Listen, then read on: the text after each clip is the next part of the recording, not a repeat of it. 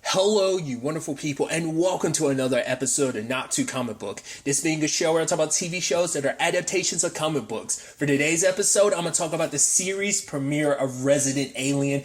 A great series premiere, a great episode in general. A lot of interesting things went down in this episode, so let's break it down. Holy shit, was this really good. Also really funny. First and foremost, I like that this episode kind of gave me a lot of answers because, I did a trailer discussion video a little while back when the official trailer originally dropped.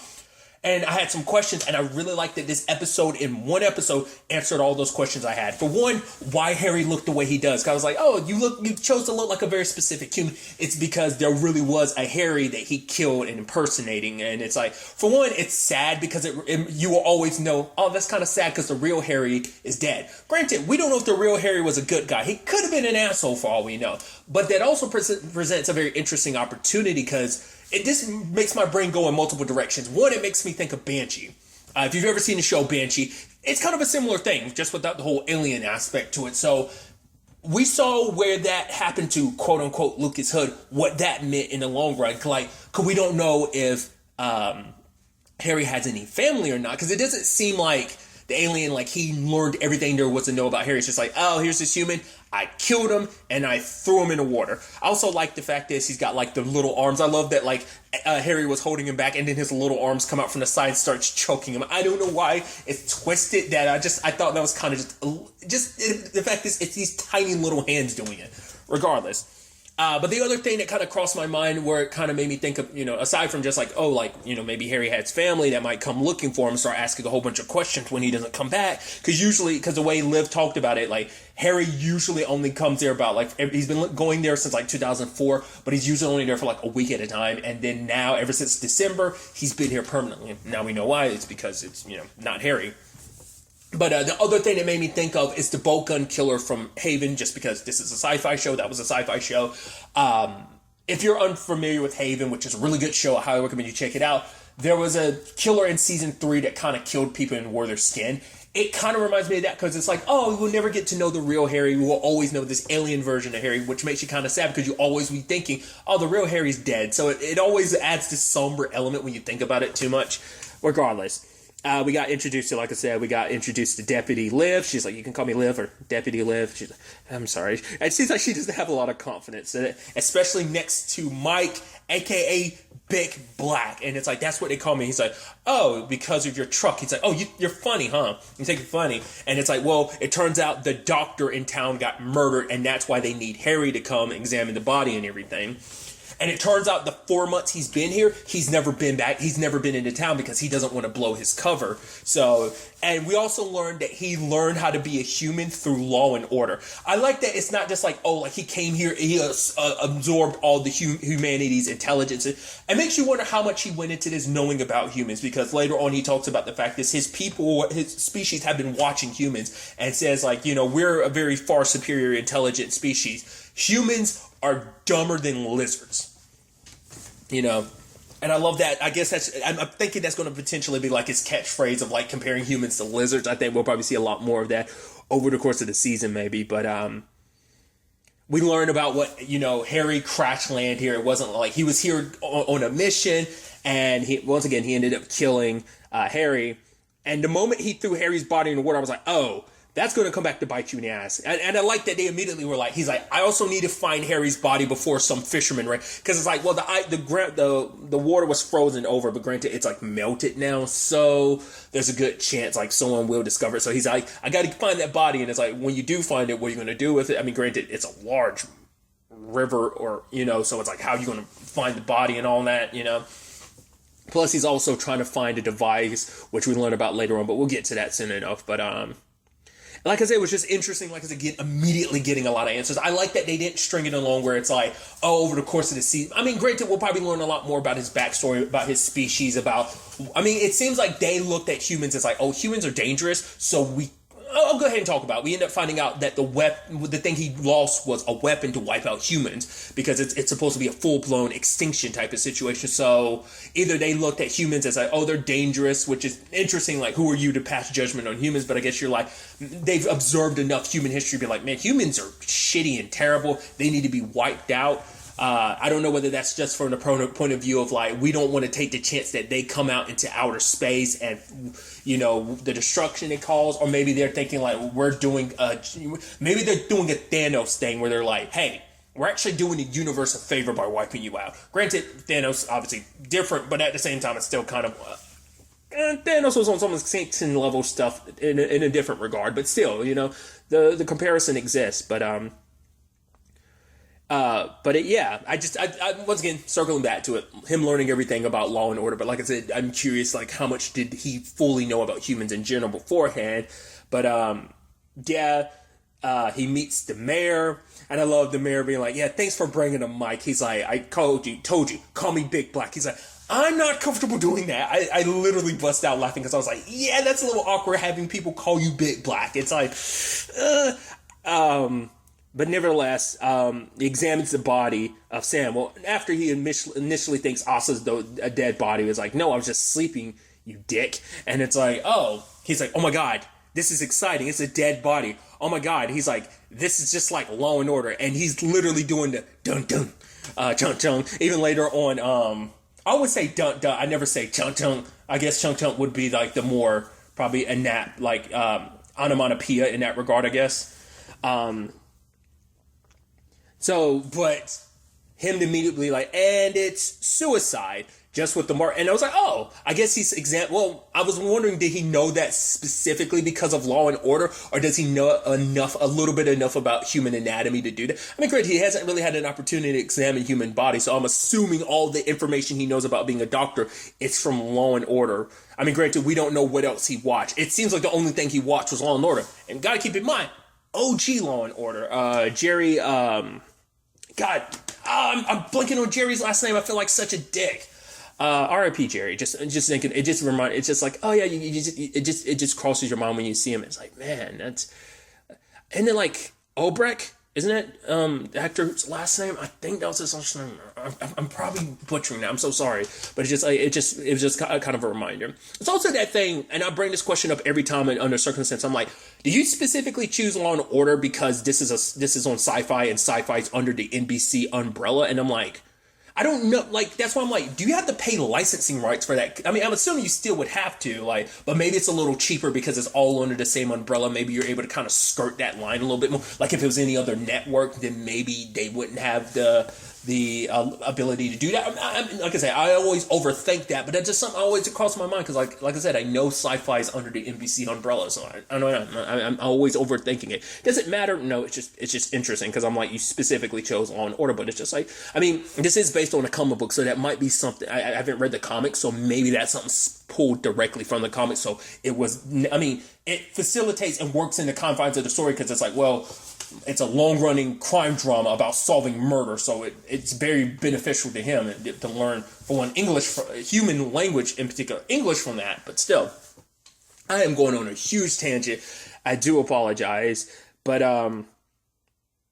also love finding out that the kid it's not like, oh, he accidentally saw Harry as an alien, and now like it's like, no.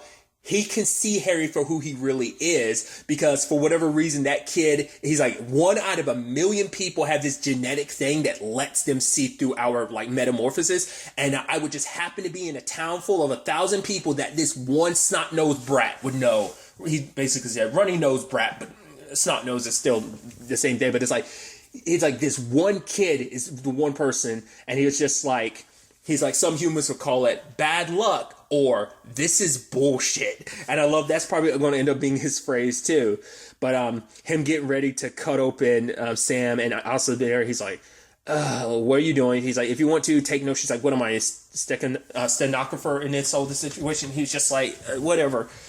And he was like, oh, like, he's like, because at first she's the one, like, there's no way Sam would kill himself because it's like, he was a doctor. Why wouldn't he go for, like, somewhere that would make it quick? And he's like, you're right. How did I miss that? I'm smarter than you. You're like you're a lizard. And she's like, wait, did you call me a lizard? She's like, no, I compared you to a lizard. It's like, are you listening? Like, I love that he is a dick just because he doesn't know how to interact with humans, because he does think humans are less than him and less than his species. So I really like the setup. in that regard. And now obviously, he's cutting open Sam, smelling the organs, because like that's why he was excited. But he's like, whoa, I get to cut open the body, like the medical examiner and everything.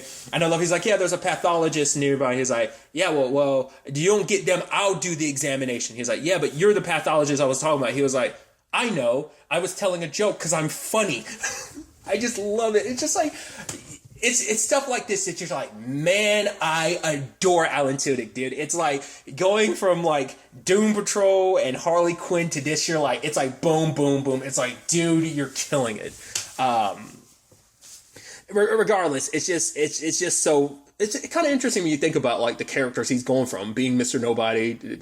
Well, I think he was Joker before he was Mr. Nobody, or I don't remember. I think Doom Patrol season 1 came out after Harley Quinn came out. I'm sure he probably kind of did those roughly around the same time, but it's like going from like Mr. Nobody to Joker on Harley Quinn, as well as other voices, because he does other stuff too. I believe not just Joker, and to also be Harry. It's neat. There's actually another thing coming up on Syfy that he's on. I think it's called Devil May Care. Like he plays the devil, voices the devil. I'm like, dude, you were just like racking up like this work. But regardless, like I say, tangents and all that. But I love that he's trying to fit in, try and be normal and everything. And it's like, I love that he's literally squishing the brain. He's like, oh, I can't wait to get Sam's brain and put it between my hands. And he's squishing it. And literally Sam's wife walks in. He was like, well, shit.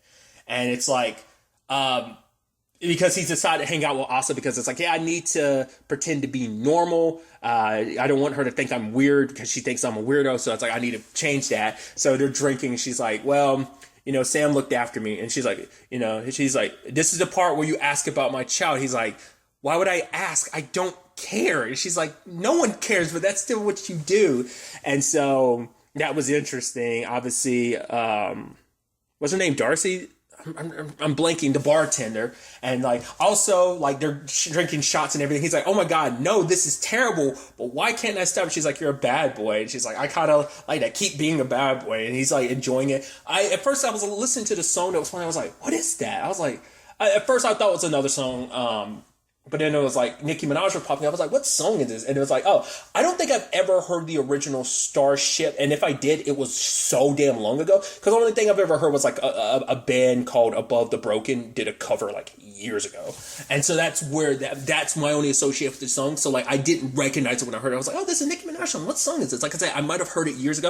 Obviously, it's very befitting considering it's like, hey, he's an alien talking about starships. Also, like, I think Nicki Minaj kind of looks back on that song and doesn't really like it because I guess it just, she was like, at least I've heard that she doesn't fuck with the song as much as she used to, because she was like proud of it at one point in time. But now it's one of those things where in retrospect, you're like, I don't really fuck with the song like that. Which I'm like, oh, it's still a banger. I still really like it. But, maybe just for who she is, she's like, who I am as an artist. I'm going tangents, unimportant stuff. It was just interesting. And I do, because part of me was also wondering, like, I think it's just an aesthetic choice they go for, because I was like, do reflections show him for what he really is? But it's like, no, it's just to show, like, so you can see, so they can, like, do the camera cinematography thing of, like, zooming into the camera, into the mirror, and then kind of make it seem like, and you see him as his alien self, like, dancing and stuff. It's so good, And also, I love that when it was all said and done, but it's like, yeah, the mirror doesn't do that, because obviously it was just kind of like a cinematography trick situation, I think, which is like how they like filmed it and wanted to present it like that, the transition, I think. But I also love that he's like, oh, this whiskey, it's like, whiskey gives you great smart idea. He's like, so I'm gonna just sneak into that kid who see me for what I really am. I'm gonna sneak into his house and I'm gonna kill him.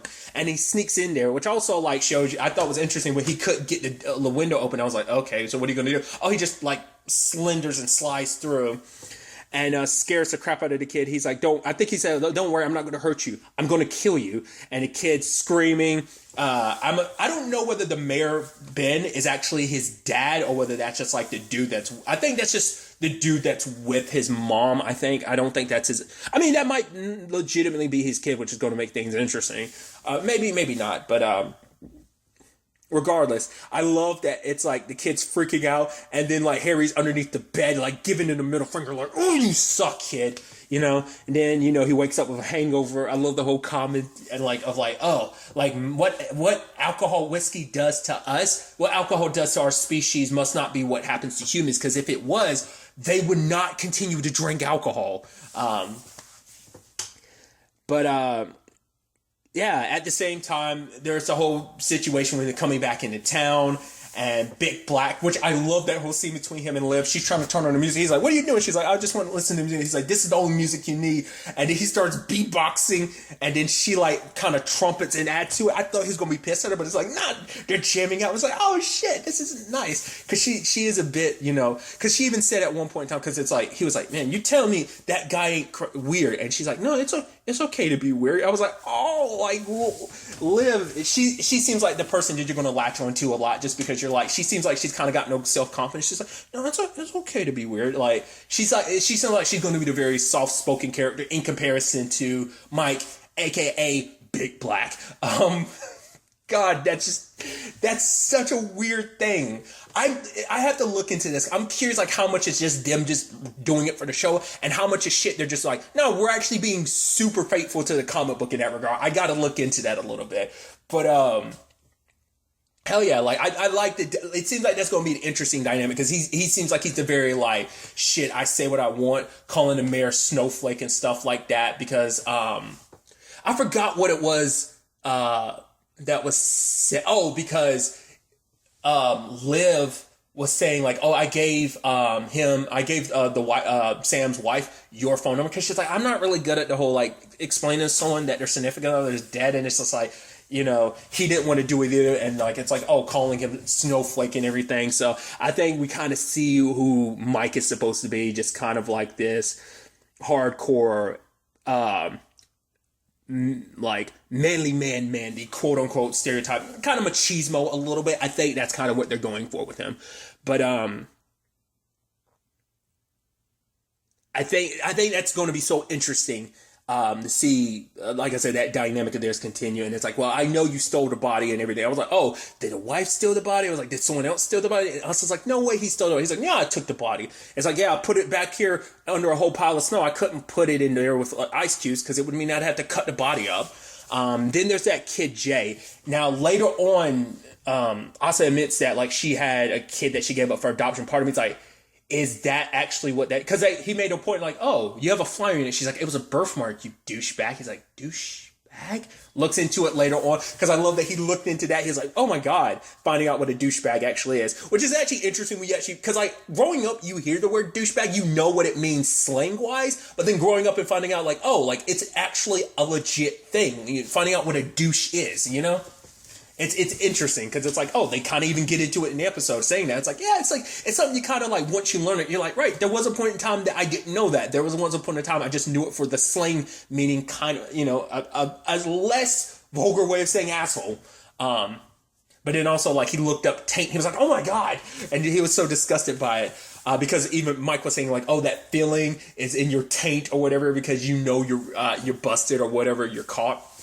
But, the point I was making is they made such a point about her birthmark that I'm like, and her bringing up later on that she had a kid that she had to give up for adoption. Part of me wonders is like, is that actually going to be the reveal where it's like Jay's actually her daughter? Because I don't know if she specified. Maybe she did. I don't remember her specifying whether it was a boy or girl she had. So that's what I'm curious about. And especially because she says she kind of takes an interest in other people, around, like Jay. It's like working at a clinic keeps them off the street. It's like, I guess in her own way, it's almost like by looking after these other kids, it's almost like making up for the kid that she kind of gave away.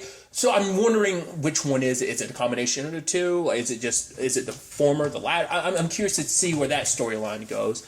But obviously she's married, and obviously she wants to leave her husband Jimmy, and Harry drops her off, and obviously as they're getting her stuff out, Jimmy shows up. Even the fact is he's pointing the gun and be like, oh, like, showing off the gun, and it's like, Harry being like, okay, well, she wants me to leave, fine. And it's like, obviously she's in danger. That he has like a tattoo with like a skull with a snake through it, I think is what he was saying. But it's like, no, she's not my business. And he's like, damn it, because he's starting to care. And he was there for Asa. Like, obviously, her husband is a huge piece of shit. And then Harry just, like, rips. I didn't expect him to go, like, all, like, Superman and just, like, grab him and pull him through and starts choking him. But Asa was like, no, stop it. He's not worth it. And the fact that she was able to pull him back from that, I think that speaks volumes. Because she's the one human I think he's gotten attached to. Like, he wouldn't want to admit it, but he likes her. And, yeah, like, she left 4 months ago when Harry crash landed. And I like that sequence of events showing that, you know? Especially how they, like, told that story first, and then we see it was literally, because we were here 4 months ago, you're like, oh, that's interesting, Harry got here. It's like, no, literally the night Harry crash landed on Earth, she actually saw the ship. So I'm curious whether they're going to make anything of that, or she probably just thinks, like, oh, maybe it was a rocket or something. And then maybe she'll eventually bring it up to Harry, and it's like, Harry's like, damn it, what does she know? Does she know? You know? So that's probably going to be something they end up eventually tackling. But it's also like, how did you do what you did? And he was like, yoga? But for her, it's like, she feels like an outsider, and she's like, that's why I think I understand you so much. He's like, what makes you think I'm an outsider? It's like, well, whatever you were able to do back there, it's like, you didn't learn it around here. But also for her, you know, she's like, I sometimes feel like, you know, how hard it is being a human. I feel like an alien and pretending to be kind of human. And he was like, yeah, I get you. And I'm like, I also get that. Like, you know, I always joke about it. Like, I feel like I don't know how to, like, be a normal human being. Sometimes it's just like how weird and awkward, like the normal human things that come natural to other people. I'm like, that doesn't come too easy to me. So I kind of resonate with that. But I thought it was kind of a beautiful moment of them kind of bonding like that. And, you know, the view out there, especially because she gave up her kid because he kind of suggested it, and she gave the child up for adoption. And he tried to make her feel like, oh, it's the right move. Every so often, she'd kind of probably feel like she regretted it. He'd make her feel like, no, it was the right thing to do. And that's why she kind of stuck around. You know, it's like, because if she left, that meant she gave up her baby for nothing. Like, that's why, like, she kind of had, like, in her mind, it was like, I have to justify, like, no matter how much of a piece of shit he is to me, it was all for nothing if I leave him, because it's like, then what was the point of giving up my child, you know? So I'm interested to see kind of where things kind of go from there.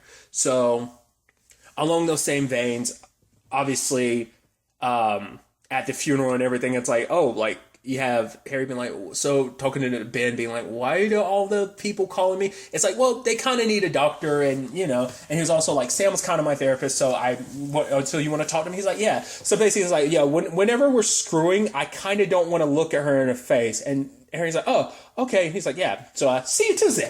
I'm like, okay. Also, it's like not only the confines of what you want to discuss, also you pick Sam's funeral to decide to do that too. It's kind of messed up. But Asa's happy that Harry's there, but then, like, it clicks in Harry's mind, and, like, oh, and he examines the body and everything. It's like, well, I want to, I have to, because if I don't do this, in the next hour, he'll be in the ground with the worms. And, you know, and he kind of figures out, it's like, Sam was trying to give himself a tracheotomy because he couldn't breathe, because someone poisoned him, and then, dun-dun.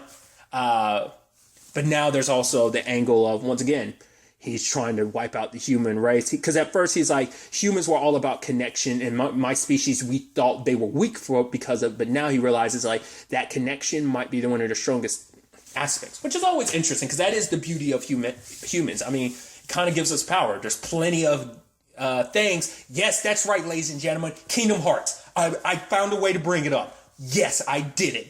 I'm sorry, it's kind of a thing now. I kind of have to find any excuse to bring up Kingdom Hearts.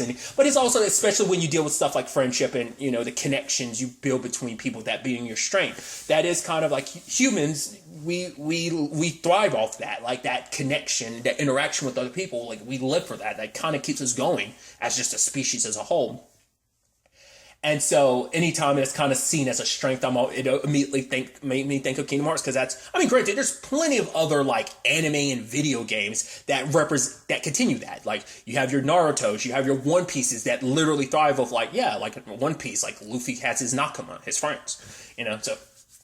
Okay, we're moving past my cheesy nerdiness. But, yeah, it was just like, and it's just, you know, Harry's like, well, you know, I'm going to, you know, he kind of feels bad for him, because like, yeah, but I'm going to wipe you all out. It's almost like he still kind of feels, but like, he still feels a way about it, I think, simply because of Asa. Like I said, she's the one human he's really kind of latched onto. It's going to be interesting to see if there's any other people in town he kind of latches onto. Because from what I've, based on the trailer, it does seem like this turns into a serial killer type of situation. So it's definitely going to be interesting to see him balancing trying to be a normal human while also investigating this, while also just being the general doctor for the town, and what that necessarily entails. That might play into his interactions with characters, which I think is interesting, just because it obviously, having recently played and beaten Persona 5 Royal, with the whole Dr. Maruki storyline, it's just kind of interesting. Like, I'm thinking too much about it, but it's just like that's in the back of my mind,